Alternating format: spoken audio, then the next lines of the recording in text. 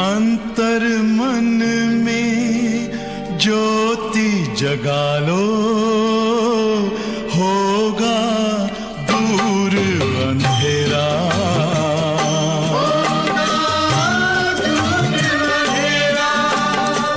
शिव का कर लो ध्यान, आ रहा पावन पुण्य सवेरा।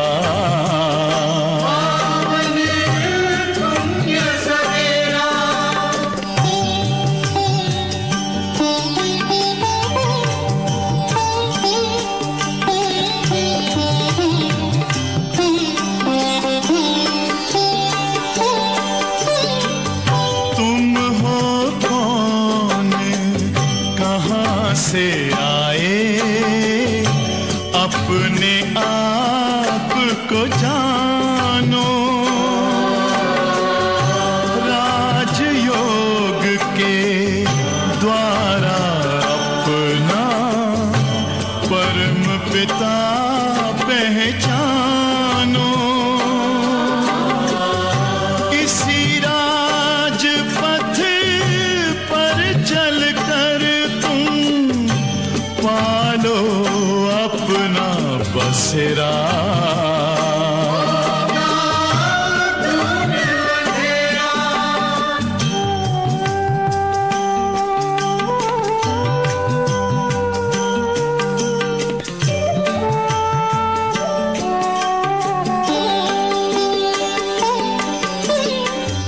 तुम हो आत्मा तन से न्यारे, परमात्मा को प्यारे।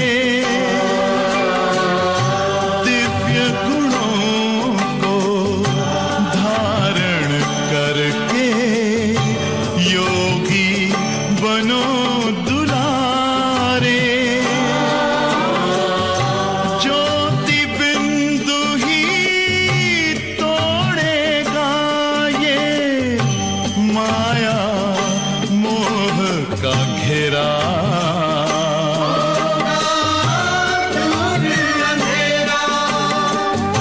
अंतर मन में ज्योति जगा लो, होगा दूर अंधेरा।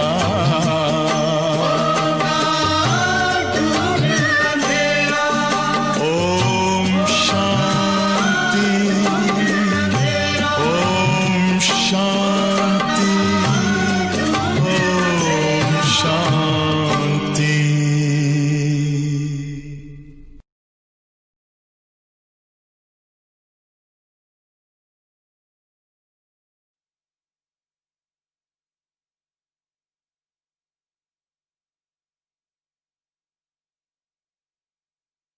ओम शांति। मुरली की तारीख है 23/11/2020। बाबा कहते बच्चे, सबसे पहली बाबा की जो श्रीमत है, फरमान है, बच्चे देह अभिमानी बनो। आदत पड़ गई देह अभिमान में रहने की इतने जन्मों से, तो थोड़ी मेहनत लगती है। लेकिन बाबा कहते बच्चे, जितना देह अभिमानी बनेंगे ना, तुम्हारी बीमारियां भी खत्म होती जाएगी, कर्म भोग खत्म होता जाएगा। और दूसरी बात बाबा ने इतनी अच्छी बताई है। बाबा कहते, बाबा ज्ञान डांस हम बच्चों के आगे करते हैं। ये मुरली क्या है? ज्ञान डांस। तो जब भी कोई व्यक्ति डांस करता है तो सामने कैसे व्यक्ति चाहिए? उसे डांस का एंजॉय करना, उनके उमंग को बढ़ाना होता है। कोई स्टेज पे डांस करे, मान लो कोई स्टेज पे डांस करता है, सामने वाला व्यक्ति नींद करे, जुटका खावे, तो डांस करने वाले को मजा आएगा क्या? नहीं आएगा। तो बाबा कहते बाप दादा के आगे कौन से बच्चे चाहिए? सन्मुख में बैठे हुए जो बच्चे भी साथ साथ ज्ञान डांस करते रहे। बाबा भी करे, हम बच्चे भी करें। और ये बात तो प्रैक्टिकल है। हम डांस करेंगे, हमारे आगे कोई जुटका खाएगा, हमें अच्छा ही नहीं लगेगा। तो आदर्श स्टूडेंट्स स्कूल के अंदर भी ऐसे होता है। जिनको बहुत अच्छा पढ़ने का शौक होता है ना, वो सोचते क्लास में हमको पहली लाइन में, दूसरी लाइन में बैठने को मिलना चाहिए। और जो थोड़े वीक होते हैं ना, वो सोचते कि हम पीछे बैठेंगे तो अच्छा है, क्या टीचर का ध्यान ही नहीं जाएगा हमारे ऊपर, कुछ पूछेंगे नहीं तो अच्छा है। लेकिन जिनको अच्छा नंबर लेना होता है वो एकदम से ऐसा लक्ष्य रखते हैं कि हम आगे बैठे और ध्यान से सुने। मुझे याद है हम लोग जब एकदम छोटे छोटे बच्चे थे और क्लास में आते थे तो इतना उमंग रहता था कि जावे क्लास में ना पहली लाइन, एटलीस्ट पहली नहीं तो दूसरी, उसमें मेरा स्थान आना ही चाहिए। कभी 5 मिनट लेट हुआ और सीट हमारी बुक हो गई, कोई आके बैठ गए तो हमें बहुत बुरा लगता था, अरे देखो मुझे लेट हो गया, मेरी जगह चली गई आगे की। तो अभी हम सभी बाबा की मुरली सुनेंगे ना, तो बाबा के सन्मुख बैठो और जैसे बाबा ज्ञान डांस करते हमें भी साथ साथ करना है, एंजॉय करना है, ठीक है। अच्छा, सारे मीठे बच्चे, तुम देही अभिमानी बनो, सब बीमारियां खत्म हो जाएगी और तुम डबल सरताज विश्व के मालिक बन जाएंगे। एक छोटी सी मेहनत और प्राप्ति देखो कितनी महान भारी प्राप्ति, विश्व के मालिक बन जाएंगे, डबल सरताज। मेहनत क्या है? देही अभिमानी बनना। प्रश्न है, बाप के सन्मुख किन बच्चों को बैठना चाहिए?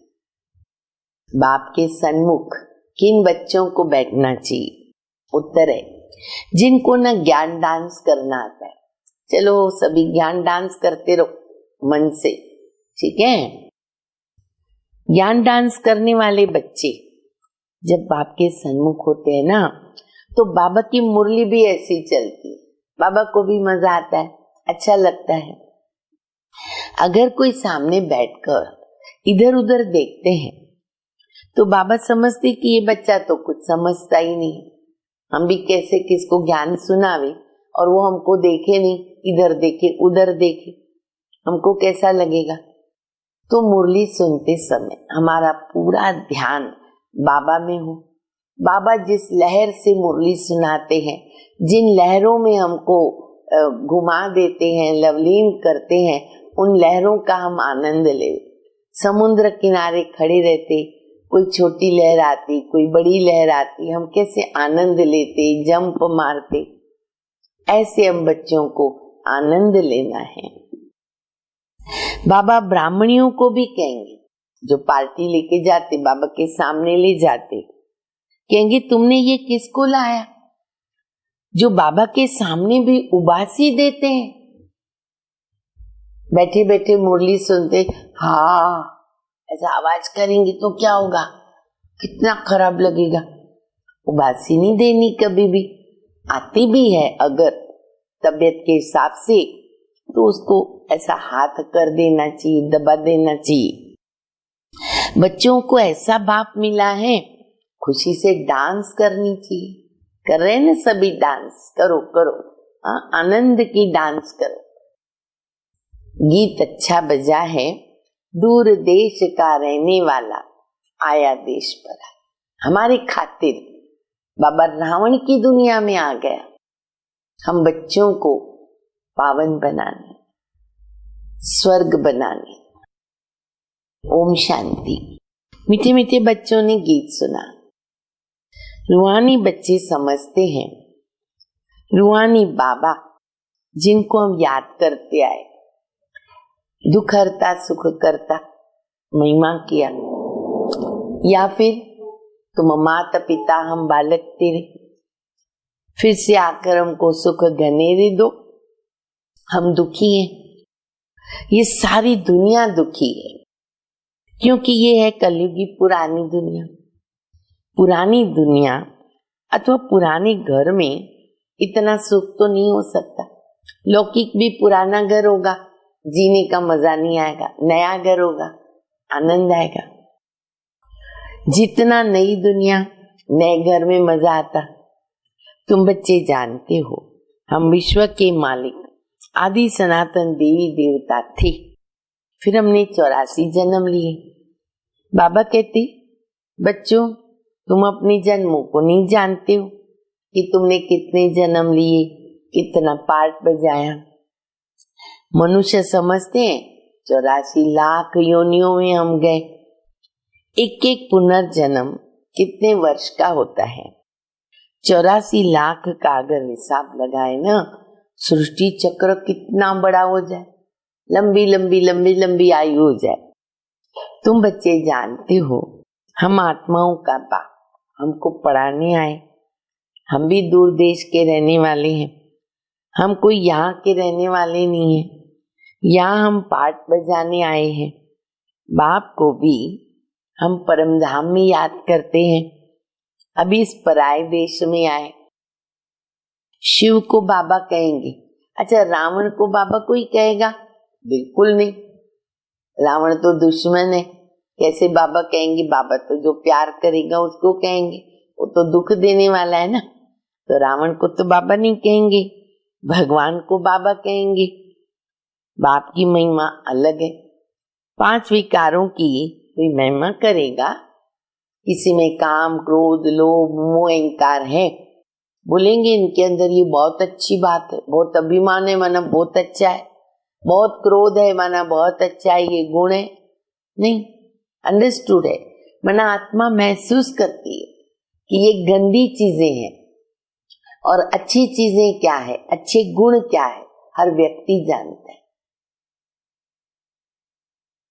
देह अभिमान तो बहुत बड़ी बीमारी है। हम देह अभिमानी बनेंगे, कोई भी बीमारी नहीं रहेगी और हम विश्व के मालिक भी बन जाएंगे। ये बातें तुम्हारी बुद्धि में है।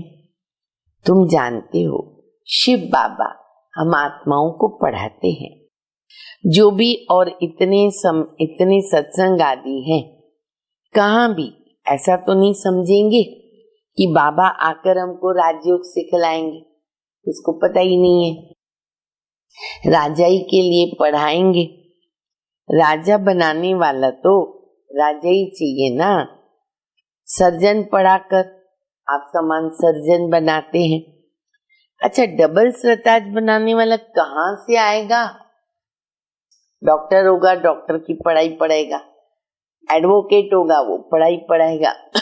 अब हमको बनना है राजाओं का राजा, कौन बनाएगा? कौन है राजाओं का राजा? बाबा के सिवा तो कोई बना नहीं सकता। तो बाबा कहते डबल सरताज बनाने वाला कहाँ से आएगा जो हमको डबल सरताज बनावे?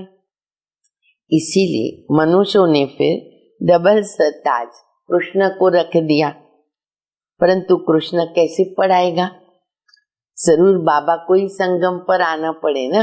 बाप ही आए होंगे और आकर राजाई स्थापन की होगी। बाप कैसे आते हैं ना, वो तुम्हारे सिवाय कोई के भी बुद्धि में नहीं होगा। अंदर संकल्प भी नहीं, भगवान आया हुआ कैसे आएगा? साधारण तन में आएगा, कभी कल्पना भी नहीं कर सकते। दूर देश से बाबा हमको पढ़ाने आते, राजयोग सिखाते हैं। बाबा कहते मुझे कोई लाइट व रत्न जड़ित का ताज नहीं है, वह कभी राजा ही पाते ही नहीं है। डबल सरताज बनते ही नहीं है, औरों को बनाते, बच्चों को बना देते। बाप कहते हम अगर राजा बनता, समझो देखो कितना रमणीक मुरली बाबा चला रहे, अगर मैं राजा बन जाऊं समझो, तो फिर मुझे रंक भी बनना पड़े ना। जो राजा बनेगा उसको रंक बनना पड़ेगा, जो निर्विकारी बनते उनको विकारी बनना पड़ता है, जो 16 कला बनते उनको कलाहीन बनना पड़ता है। तो मैं इस चक्कर में आता नहीं तो हमको पावन कौन बनाएगा? भारतवासी राव थे, अभी रंक बन गए। तुम भी डबल सरताज बनते हो, तो तुमको बनाने वाला भी तो डबल सरताज होना चाहिए, जो फिर तुम्हारा योग भी लगे। जो जैसा होगा वो वैसे आप समान बनाएगा। सन्यासी कोशिश करके सन्यासी बनाएंगे, तुम गृहस्थी वो सन्यासी, तो फिर तुम फॉलोअर्स तो ठहरे नहीं। ये भी बाबा बताते हैं ना कई बार कि बच्चे ये समझाओ कि तुमने उनको गुरु किया और कहते हो मैं फॉलोअर हूँ, तो फॉलोअर तुम अगर घर गृहस्थ में रहते हो ना तो फॉलोअर नहीं हुए, तुम भी सन्यास लो तो फॉलोअर कहलाएंगे। कहते हैं फलाना शिवानंद का फॉलोअर है, परंतु वह सन्यासी तो माथा मुंडाने वाले हो, तुम तो फॉलो करते नहीं हो, तुम तो प्रवृत्ति में रहते हो, बच्चों को संभालते हो, धंधा करते हो, तो फिर तुम फॉलोअर क्यों कहते हो? फॉलोअर तो वो है कि जो झट कपड़ा उतार कर कफनी पहन ले, एक्यूरेट सन्यासी को फॉलो करे, गुरु को फॉलो करे, घर बार छोड़े, कफनी पहने, तो कहेंगे फॉलोअर। तुम तो गृहस्थ में विकारों आदि में रहते हो और फिर शिवानंद का फॉलोअर कैसे कहलाते हो? गुरु का तो काम है सदगति करना। गुरु ऐसे तो नहीं कहेंगे ना कि फलाने को याद करो, फिर तो खुद गुरु हुआ ही नहीं वो। मुक्ति धाम में जाने के लिए युक्ति तो चाहिए ना। तुम बच्चों को समझाया जाता है तुम्हारा घर है मुक्ति धाम, या उनको कहेंगे निराकारी दुनिया। बाबा का जो अपना घर है, बाबा का और हम बच्चों का, उस घर के अनेक नाम है। मुक्ति धाम, निराकारी दुनिया, निर्वाण धाम, ब्रह्मलोक, परलोक, परम धाम, शांति धाम, शिवपुरी, पवित्र भूमि, पवित्र धाम, कितने सारे नाम है। आत्मा को कहते निराकारी सोल। शरीर है 5 तत्वों का बना हुआ। आत्मा कहाँ से आती है? परम धाम, निराकारी दुनिया से आती है। वहां बहुत आत्माएं रहती हैं। अच्छा, फिर बाबा ने नाम और याद कराया, उनको कहेंगे स्वीट साइलेंस। कितने सारे नाम हो गए। वहां आत्माएं दुख सुख से न्यारी, न दुख न सुख, शांति से वहां खड़ी रहती हैं निराकारी दुनिया में। ये अच्छी रीत पक्का करना। हमें स्वीट साइलेंस होम में रहने वाले, असली घर मेरा है स्वीट साइलेंस होम। वहां ये नाटक, यहाँ ये नाटकशाला है इस दुनिया में, साकारी दुनिया में। यहाँ हम पाठ बजाने के लिए आते हैं। इस नाटकशाला में फिर सूर्य, चांद, स्टार्स आदि ये सब क्या है? बाबा कहते ये सब है बत्तियां। मांडवा होता है ना, मांडवे में बत्तियां लगती है। कोई गिनती कर न सके कि ये नाटकशाला जो है ना वो कितनी माइल्स बड़ी है, गिनती नहीं कर सकते। एरोप्लेन में ऊपर जाते हैं लेकिन उसमें पेट्रोल आदि इतना नहीं डाल सकते जो जाकर फिर लौट भी आवे। इतना दूर जा नहीं सकते, सारी लंबी दुनिया। वह समझते हैं कि इतने माइल्स तक हैं, लौटेंगे नहीं तो गिर पड़ेंगे। समुद्र का, आकाश तत्व का अंत पा नहीं सकते। कहते रहते, देखते रहते, इंक्वायरी करते, रिसर्च करते, अंत पा नहीं सकते, न समुद्र का न आकाश का। अभी बाप तुमको अपना अंत बता दे, ये बात नोटेड। भगवान को कहते बेअंत, तुम्हारी गतमत तुम ही जानो। बाबा कहते मैंने पूरा अंत तुम बच्चों को दे दिया, मेरे पास कुछ भी नहीं रखा। और हम बच्चे हैं, देखो अपना अंत दिया सब बाबा को, यानी अपने अंदर की कहानी, जीवन कहानी पाप और पुण्य की बाप दादा को लिख कर दिया, फायदा होगा। बाबा तो सब अपना अंत बता देते, कुछ छिपाते नहीं हम बच्चों से। आत्मा से आकाश तत्व से पार चली जाती है। कितना बड़ा रॉकेट है। तुम आत्माएं जब पवित्र बन जाएगी तो फिर रॉकेट मिसाइल तुम उड़ने लग पड़ेगी। अभी भी देखो 1 सेकंड में उड़ती है ना, शरीर छोड़ा, न उसको पासपोर्ट चाहिए, न वीजा चाहिए, न टाइम लगेगा, कहाँ की कहाँ पहुंच जाती है। सूर्य चांद से भी पार मूल वतन में जाएंगे। सूर्य चांद का अंत पाने की बहुत ही कोशिश करते हैं, दूर के स्टार्स आदि कितने छोटे देखने में आते, हम दूर से देखते आसमान में कितने छोटे दिखते हैं, है तो बहुत ही बड़े। जैसे तुम पतंग उड़ाते हो ना, तो ऊपर में कितनी छोटी छोटी दिखाई देती, जैसे जैसे ऊपर उड़ेगी ना पतंग छोटी दिखेगी, नीचे उतरेगी तो बड़ी। ऐसे ही एरोप्लेन में बैठते हैं तो नीचे जो चीजें हैं, गाड़ियां वगैरह सब, जो भी मकान, सब छोटे छोटे दिखते हैं। बाबा कहते तुम्हारी आत्मा तो सबसे तीखी है, सेकंड में एक शरीर से निकलकर दूसरे गर्भ में जाके प्रवेश करती है।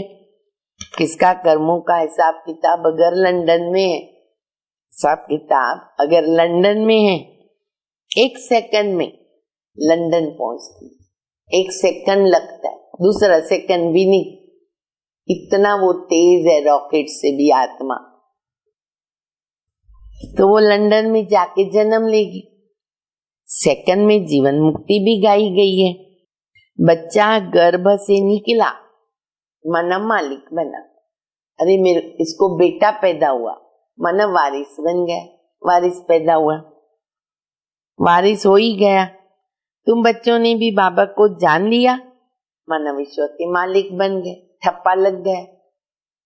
बेहद का बाबा आकर तुमको विश्व का मालिक बनाते हैं।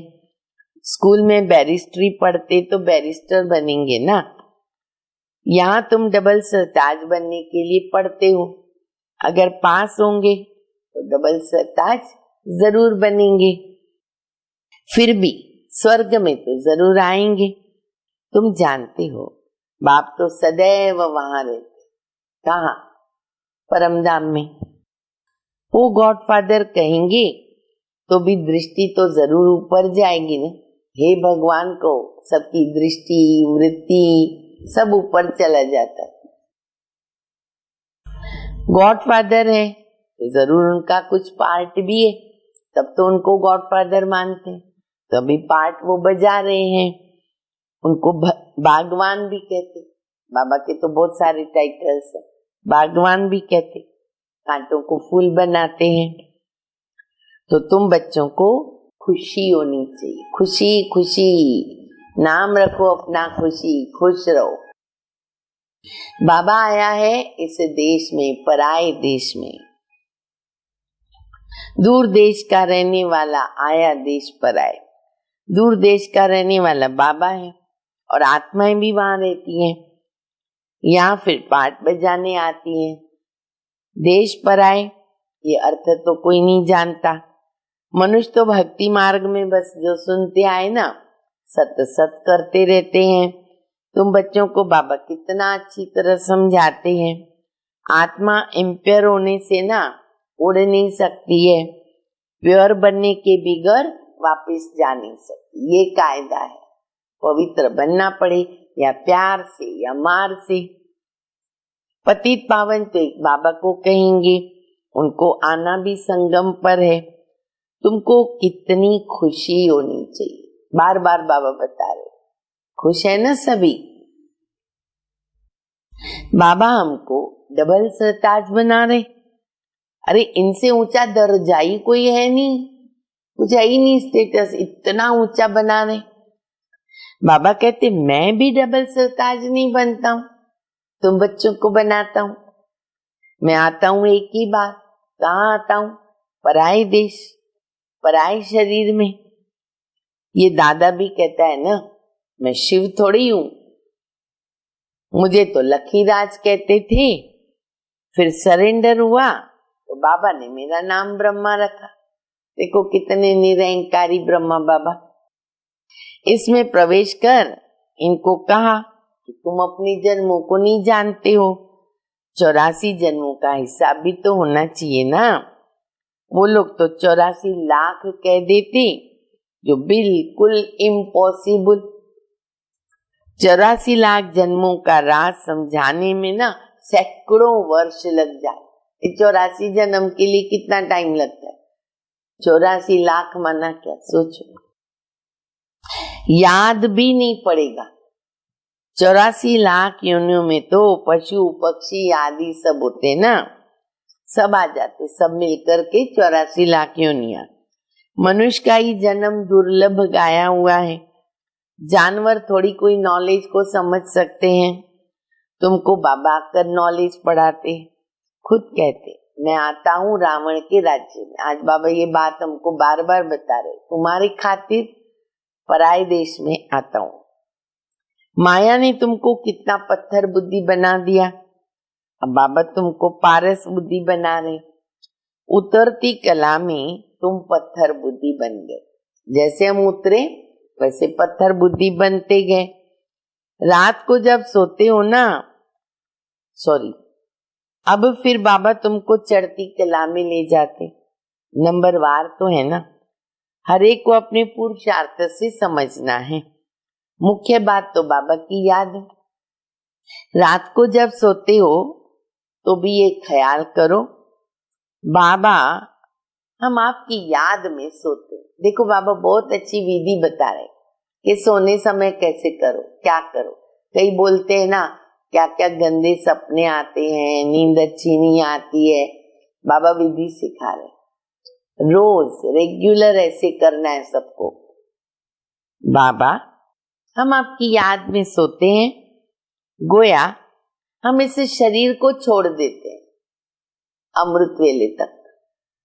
देही अभिमानी अशरीरी, बाबा मैं आपकी गोद में सो रही हूँ, सो रहा हूँ, और फिर सो जाओ बाबा की याद में। बाबा आप मेरे साथ,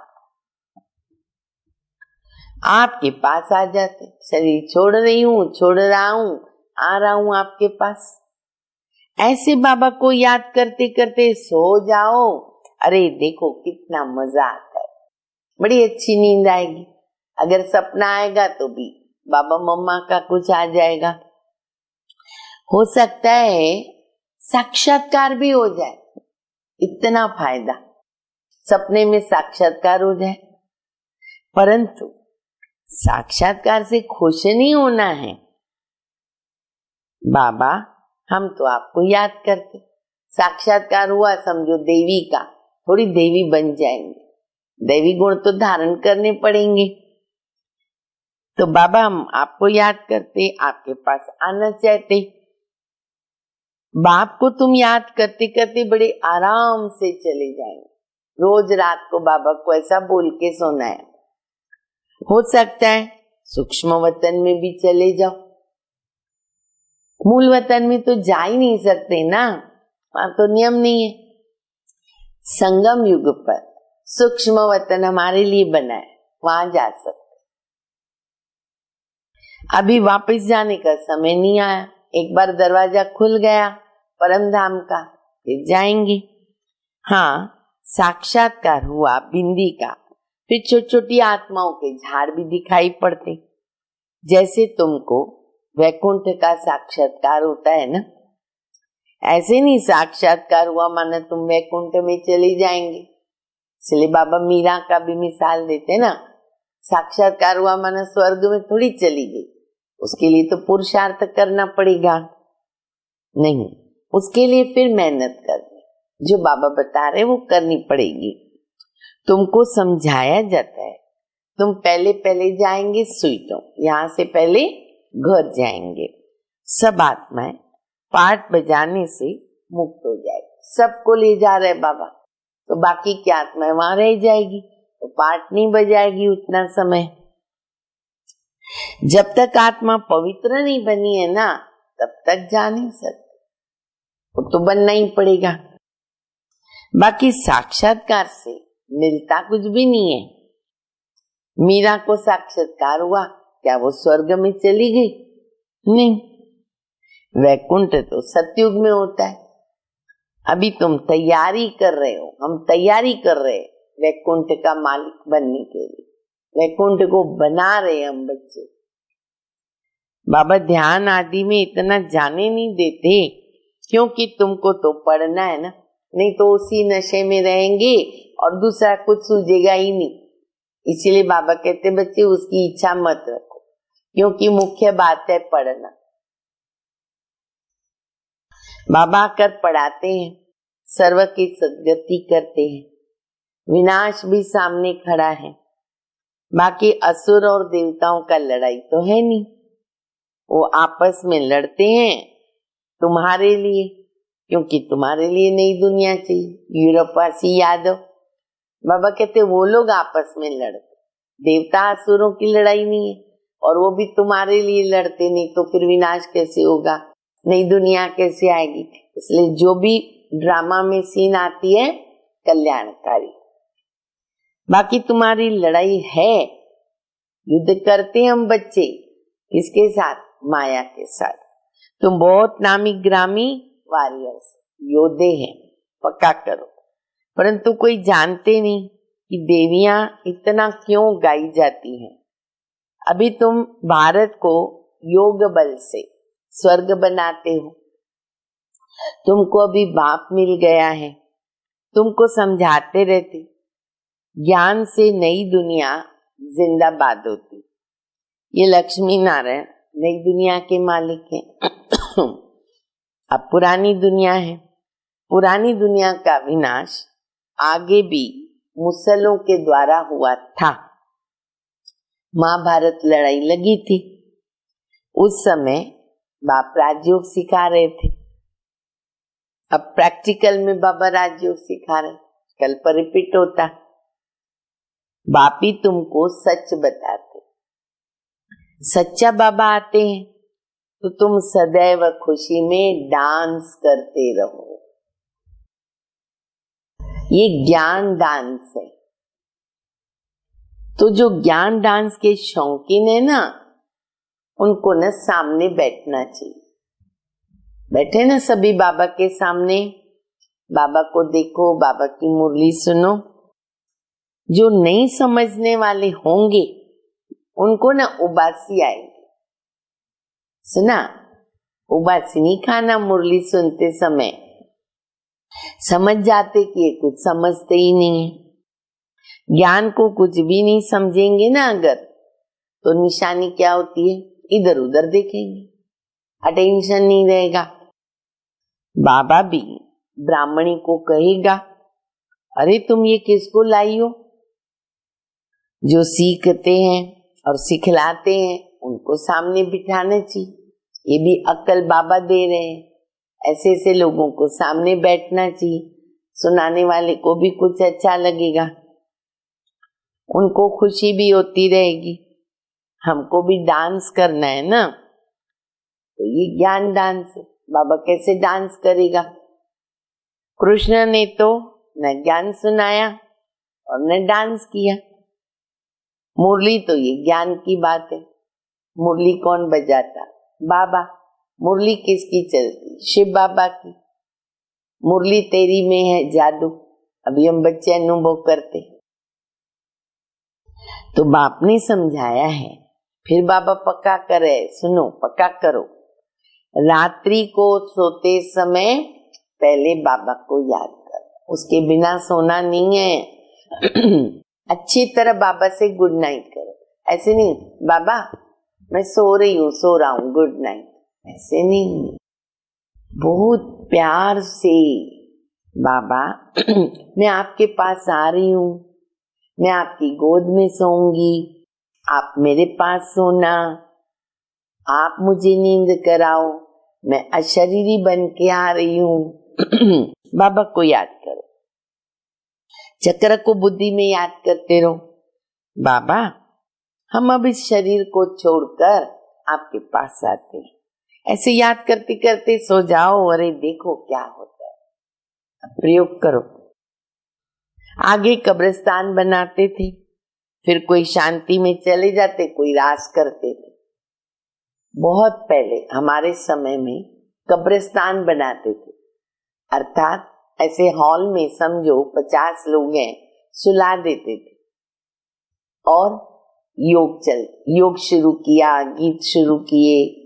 और दादियां जो निमित्त 1 2 3 जो भी दादियां, वो एक एक को दृष्टि देते थे और इतने अच्छे अच्छे गीत बजते थे, तो कोई दृष्टि लेते लेते ध्यान में चले जाते। ऐसे बहुत हुआ है। कोई जो है वो शांति में कोई रास करने लगते। जो बाप को जानते नहीं वो तो याद कैसे करेंगे। मनुष्य मात्र बाप को जानते नहीं तो बाबा को कैसे याद करे। तो बाबा कहते मैं जो हूँ, मैं जैसा हूँ, मुझे कोई भी नहीं जानता। अभी तुमको कितनी समझ आई है। तुम हो गुप्त वॉरियर्स, याद रखो हम योद्धे हैं। वॉरियर्स नाम सुनकर देवियों को फिर उन्होंने क्या कर दिया, तलवार बाण स्थूल शस्त्र दे दिए। तुम वॉरियर्स हो योग बल के। योग बल से विश्व के मालिक बनते हो। बाहुबल से भल कोई कितना भी कोशिश करे ना, जीत नहीं सकते, क्योंकि नियम नहीं है कि बाहुबल से विश्व को जीतना। भारत का योग मशहूर है, जो बाबा ही आकर के सिखलाते हैं। ये भी किसको पता नहीं है।